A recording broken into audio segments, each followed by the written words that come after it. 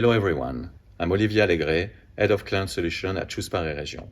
I'm very pleased to be here today to present our first podcast organized under the banner of your expert in France, the Franco-British Chamber's one-stop shop.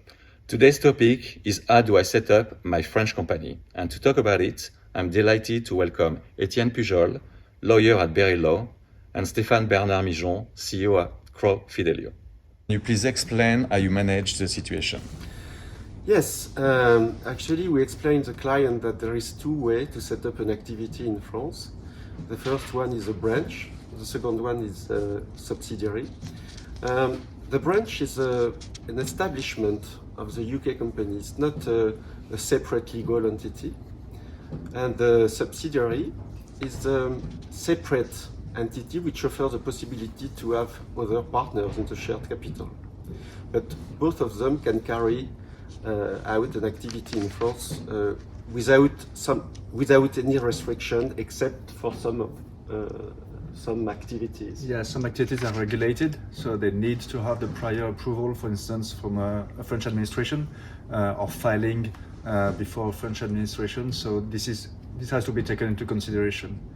But the difference between branch and subsidiary is really the fact that the subsidiary is a separate legal entity, and there are three forms of legal entities in France that can be implemented. Yes, there is three types of company which are Société Anonyme, private limited company, Société par action simplifiée, which is simplified company with shared capital, and there is SARL, which is private limited company. And so based on the recommendations that was made by Stéphane, we implemented the process. So they followed our recommendation to set up an SAS, Société par Action Simplifiée. So here we came to set up the bylaws of the French subsidiary, and we set it up within a short period of time. It's roughly 1 week or 2 weeks at maximum. And in the same time, we also had to proceed with the first recruitments of that company, which means that we have to set up a frame employment contract, assess the relevant applicable collective bargaining agreement to the company, and so. So that within a month, the subsidiary was set up and could start working in France. In liaison with Etienne, we were able then to file for the recruitment process and to set up the payroll for the new salaries and to make all the registration to the social bodies. What are the takeaways that UK or foreign companies have to integrate when setting their operations in France? Well, there are maybe two aspects that need to be taken into consideration.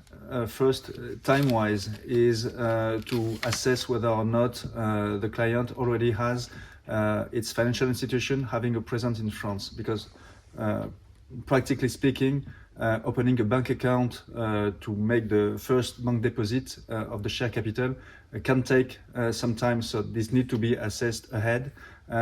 With your experts in France, we do have a services provider, the CIC group, which can do that in a short period of time, but this needs to be taken into consideration ahead. The second part maybe is also to have in mind that the global process can be made within a month, so that after 1 month the operation can be moving forward.